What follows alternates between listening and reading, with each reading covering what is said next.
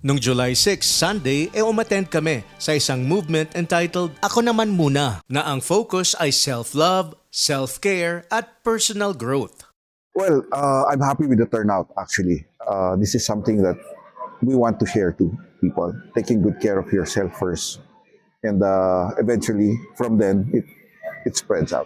In-encourage kami ni businessman Greg Loy para umattend. Sabi niya, this is an eye-opener. Nabigay ka ng bigay, pero nakakalimutan mo na meron ka ding kailangan para sa sarili mo. So yung ako naman muna, naisipan ko to September kasi nakita ko lahat ng tao struggling, no?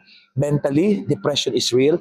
Physically, in terms of their health, and above all, money. Simply because we forget the most important thing that brings the health, that brings the money, that brings all the happiness, ikaw, and you start giving all of who you are outside, then nagsaid ka na, naubos ka na. And therefore, it's really important that you make yourself first, because when you make yourself first, taking care of your health, taking care of your relationship, taking care of your growth, then if money is what you want, hahabuli ka na lang. Madami kaming na-meet from different places like Tarlac, Isabela, Manila. Akala natin on the outside strong-willed people sila. Very successful in their own respective profession. Pero deep inside, meron ding itinatagong kahinaan. Nakita namin, lalo na tayong mga Filipino, the idea behind Ako Naman Muna movement is that it's very natural for us Filipinos to give. But it's just that as we continue to give, we forget to always take care of ourselves. Kaya minsan yung giving natin becomes an obligation.